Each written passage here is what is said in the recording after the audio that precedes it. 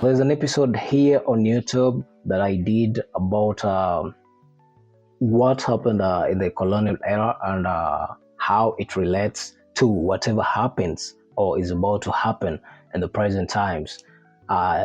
Matters related to Africa's resources and minerals.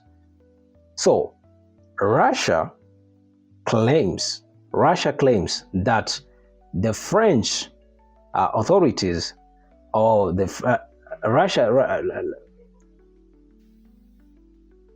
so uh, so Russian Foreign Intelligence Service (SVR) publicly accused French President Emmanuel Macron and the French government of authorizing intelligence operations aimed at removing undesirable or unwanted leaders in Africa.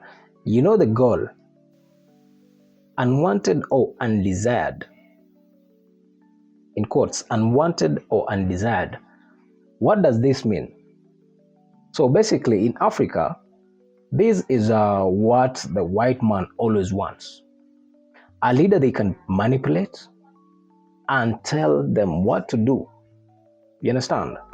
But once they find you hard-headed, as they call them, you become a problem because they want someone they can control. At the end of the day, they want someone who they can say, hey, go there, take this person down, take this or whatever, give us this, take this, give us whatever. But when they find someone like Ibrahim Traore and some other, the Namibian president, these are people who are principled and know the future of their countries and protect their resources to the maximum. So they are basically saying all those leaders that don't want us to control them or are refusing our presence in their countries, we need to remove them from power. We need to destabilize the countries. We need to do this and this and this and this and this and this so that they are no longer in power, so we can take over maybe the operations. And the allegations were made in an official SVR statement in early February 2026, just this month. Russia claims France is pursuing these plans in parts of West and Central Africa, especially in the Sahel region, including countries like Mali, Burkina Faso, and the Central African Republic.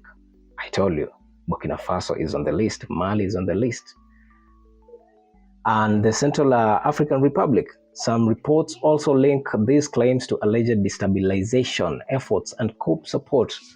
If this is what happens, these guys come and say, check or what's happening.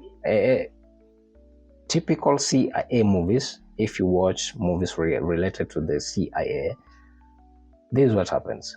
They come to your country, find you very peaceful, doing your thing. The countries are stable, the economy is stable, politics are like stable, like everything is okay. And they say, they discover like, we have minerals, we have oil, we have gold, we have whatever, we have diamonds. What do? Let's fund the opposition, or let's fund rebel groups to cause havoc, to cause chaos in the country. Amidst all that, they bring a peace plan. You understand? They bring a peace plan. Okay, we will come in and help, but this is what we will want. This is what we want in return. We'll give you arms. So they fund a war they started. You understand? They fund a war they started, but they are funding it from the arms trade because they sell. They are they themselves are the ones that will sell guns and bullets and all that and anything related to war to the rebels and to the government. So the money they bring in as aid is simply the money from you guys. You understand?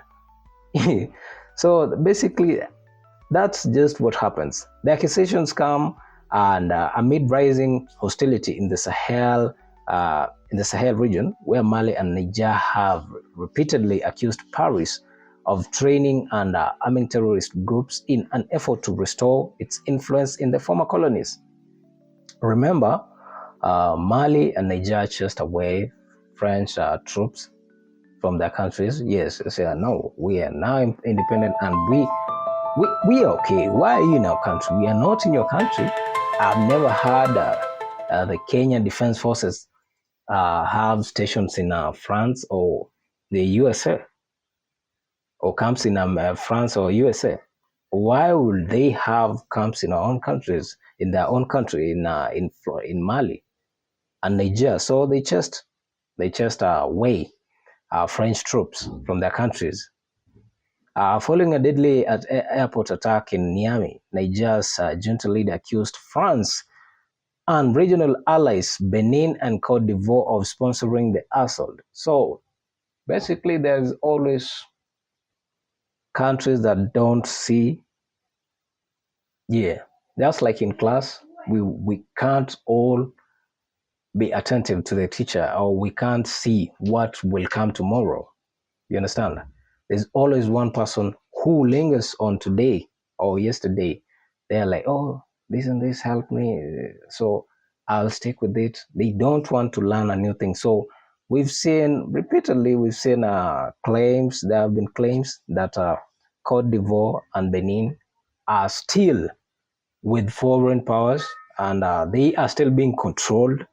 So that's why you see things like this.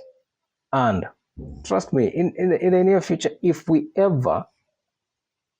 if African leaders ever find a way of just staying independent and using the resources to maximize production within their borders without any foreign influence, Africa will be a powerhouse by 2060.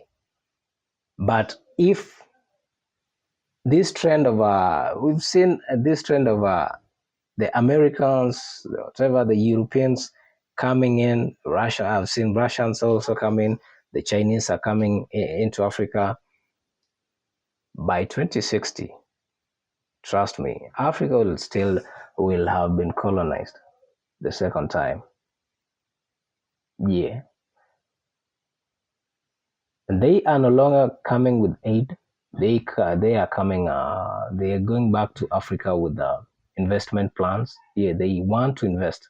They don't want to just sponsor things or give out aid. They are there to do business and they are buying land, vast acres, acreages of land, and owning huge properties within those countries or within those African countries. So it's just a matter of time before they own half of a country or three quarters of a country without the country knowing, because the leaders are always dumb, as I may put it. Yeah, African leaders don't even care about the people. All they care is what they get in return. Anything else is not their business.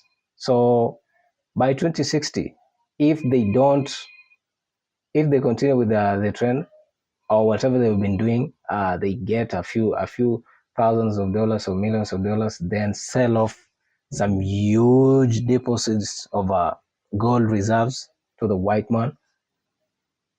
Africa will be colonized again. Trust me. Yeah, so many countries will be colonized.